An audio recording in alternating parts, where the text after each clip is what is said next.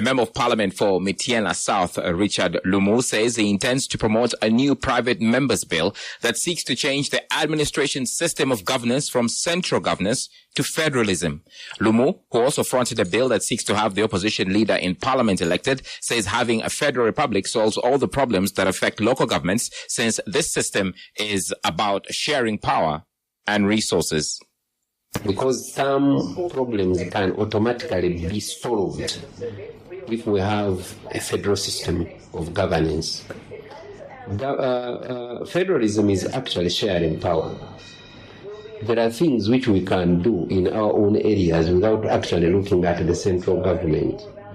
And there are things which we can do together with the central government. There are things which the central government can do on its own. So when there is federalism, certain things will be solved, including corruption. Lumu says that the central governance system has failed, so it's time to try out a new system. He argues that the federal system has been successful in countries like Germany and Nigeria. And I think to me it has not worked well. So what stops us from testing another system? There are countries which are using the Federal Republic system and they are successful. One of them is Germany. Another one is Nigeria in Africa. Even countries which are using purely federal, like United States, UAE, and other countries, including England. They are using pure federal system. So I don't know why we don't test that one too. So that if we find that it is working well, we go with that one. Security analysts have argued that Uganda's military deployment in South Sudan is necessary to protect regional stability. Security expert Fred Agesa compares the move to preventing a neighbor's house from burning, warning that if South Sudan collapses, Uganda's trade and security could be at risk. He emphasizes that Uganda's involvement is not just about military action, but also about safeguarding its economic interests. Uganda has previously intervened in regional conflicts, including in Somalia, the DRC, raising concerns about the long-term impact of its military engagements. While critics question whether Uganda can afford such interventions, Agesa argues that the stability of South Sudan is more valuable than the financial cost. When there's a crisis, you don't even need to be strong enough to go and separate your neighbors. You only need to have the heart. Uganda is not going in because you have a lot of money paying. Uganda is genuinely going in so that the situation is dealt with and the administration there does not collapse. And if it doesn't collapse, then the future is bright because Sudan is one of our big markets for foods and so many other things. The Sudanese are in trouble, we're in trouble. The Congolese are in trouble, we're in trouble. So it's better we go and deal with them at home before the war finds us home.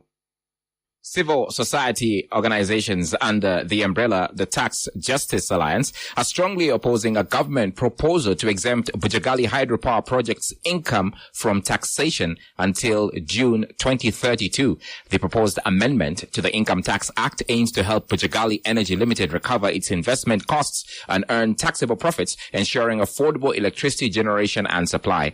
However, critics argue that this exemption would deprive Uganda of much-needed revenue. Aloysius Katerega from the Southern and Eastern Africa Information and Trade Negotiations Institute, Siatini, urged members of parliament to reject the proposed amendments. He cited concerns over the potential revenue loss, estimated at 115 billion shillings. We call upon the Parliament of Uganda to reject the proposal and consider or apply alternative funding mechanisms, for instance, lowering the tariff, e.g. a tariff subsidy. We also recommend that the government should compel with the recommendations of the Haddo Committee report on Bujagali in respect to the renegotiating the terms in the public-private partnership before deciding to extend the tax waiver. The Uganda People's Defense Forces, the UPDF, has passed out 69 soldiers who completed a specialized 3-month training in battalion support weapons and anti-aircraft systems.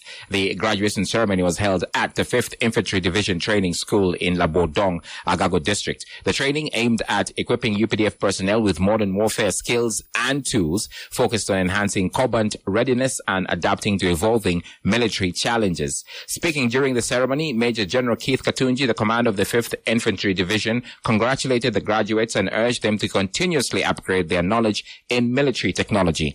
Delivering a message on behalf of the Command of the Land Forces, Lieutenant General Kayanja Mohanga, Katunji emphasized the role of land forces and the significance of specialized weapons in mission success. U.S. President Donald Trump has defended sweeping tariffs on imports that sent shockwaves through global stock markets, saying sometimes you have to take medicine to fix something. Speaking to reporters aboard Air Force One late yesterday, he said jobs and investment would return to the U.S. Trump's top officials stressed that tariffs announced last week would be implemented as planned. Just hours after Trump's comments, stock markets plunged in Asia early today, with Japan's Nikkei 225 dropping by 6.3% and Hong Kong's Hang Seng losing 9.8%. For more stories and the latest updates, log on to sanufm.com.